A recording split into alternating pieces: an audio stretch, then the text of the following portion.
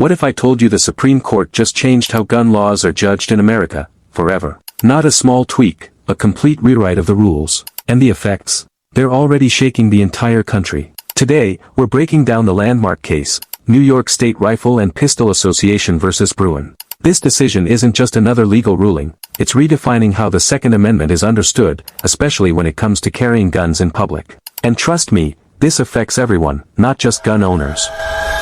The problem. For years, America has been divided over one major constitutional question. How far can the government go in regulating firearm ownership rights? This debate has shaped politics, law, and public opinion nationwide. On one side, many argue gun ownership is a fundamental right. They believe this right should remain protected without heavy government interference. For them, restrictions feel like direct violations of constitutional freedoms. They often point to history and the original intent of founders. On the other side, many prioritize safety and public protection concerns. They argue stronger gun laws are necessary to reduce violence. For them, regulation is about saving lives, not limiting freedoms. This clash has created deep divisions across states and communities. Courts have been asked repeatedly to define the limits clearly. Earlier decisions tried to address this complex and emotional issue. District of Columbia versus Heller confirmed individuals can own firearms legally. It was a landmark ruling that reshaped modern gun rights discussions. Later, McDonald v. City of Chicago expanded those rights nationwide. It ensured states must also respect individual gun ownership protections.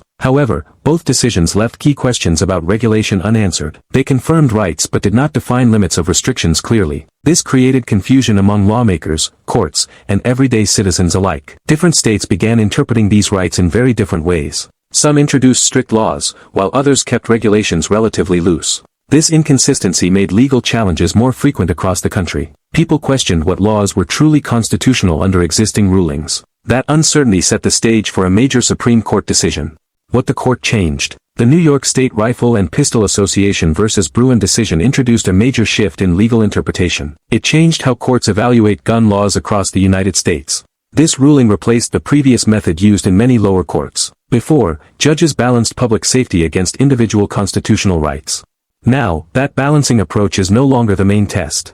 Instead, the court created a new historical standard for evaluation. Courts must examine whether gun laws match historical traditions. This means looking back to early American legal practices. Judges now rely heavily on historical records and past regulations. The question is no longer about modern safety concerns alone. It focuses on whether similar restrictions existed in early history. If no comparable law existed, the modern law may be invalid. This approach ties constitutional rights closely to historical context. It limits flexibility in adapting laws to modern situations. Supporters say it protects original constitutional intentions more strongly. Critics argue it ignores current societal challenges and realities. The ruling has made legal analysis more complex and uncertain. Courts must now interpret history, which is often unclear. Different judges may reach different conclusions using the same history.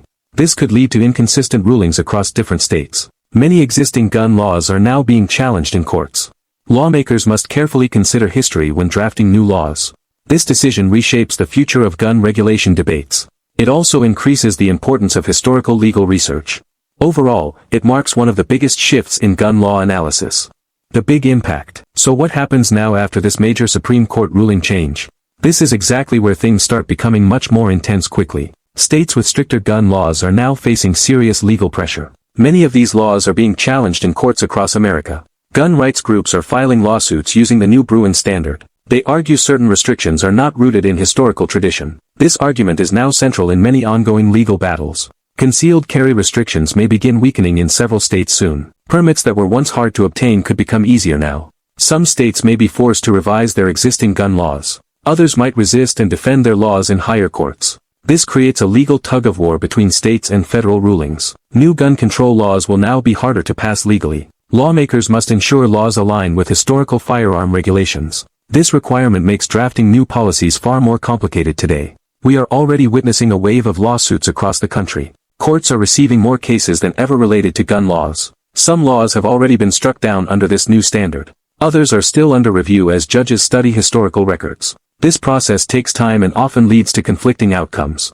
Different courts may interpret the same history in different ways. This creates inconsistency across states and legal jurisdictions nationwide. Judges are now acting like historians while deciding legal questions. That adds complexity to cases that were already highly sensitive. Legal experts believe this confusion could last for several years. More appeals are expected as losing sides challenge decisions further. Some cases may eventually reach the Supreme Court once again.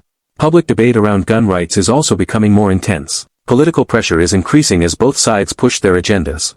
For now, the future of gun laws remains uncertain and evolving. Conclusion. The New York State Rifle and Pistol Association vs. Bruin decision is not just about guns alone.